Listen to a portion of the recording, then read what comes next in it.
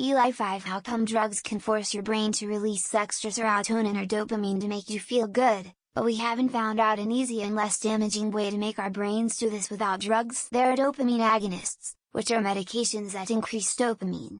They're mainly used for treating Parkinson's disease, sometimes in restless leg syndrome. They have undesirable side effects, which is probably why they're not used for a wider range of diseases conditions. Includes pramipexole and ropinirole. There are also selective serotonin reuptake inhibitors SSRIs, which are widely used in treating depression.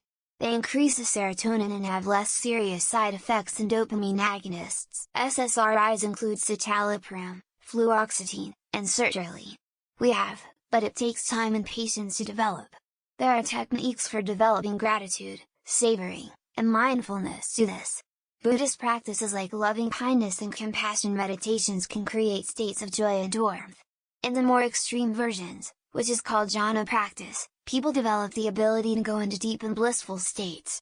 A brain imaging study on an advanced practitioner shows that it activates the brain's reward system, flow state. It's when you're in a zone and hyper-focused. It releases all the pleasure chemicals without needing artificial means. Similar to a runner's high. Many highly successful people have figured out how to train themselves to get into the flow state or get in a zone, and that seems to self-regulate and help people not only feel better, but also be healthier.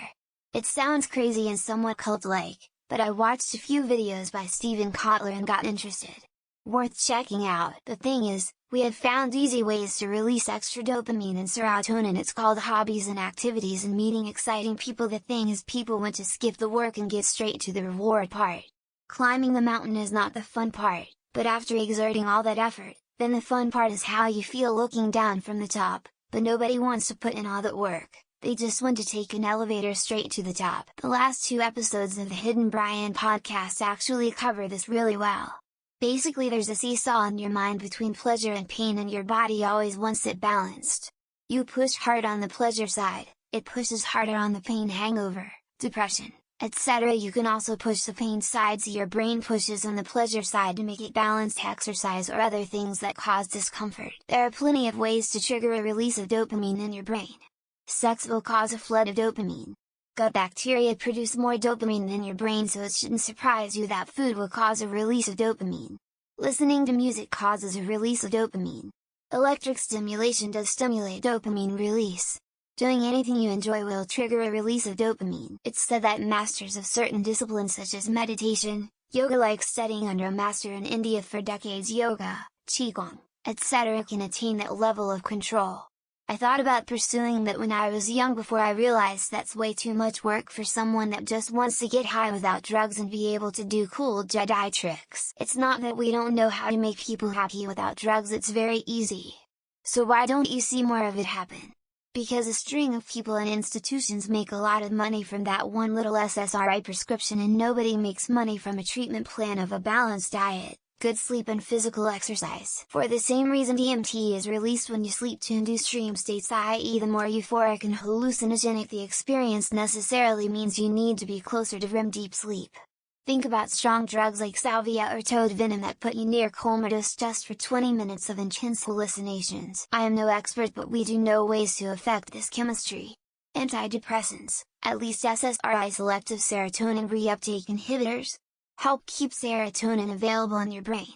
Other known non-medical methods: exercise, nature, physical affection, laughter, petting an animal, and many more. The problem isn't the drugs, but the amount of those drugs. If we had an amount of meditation or an implant that did the same things, it'd have the same negative effects.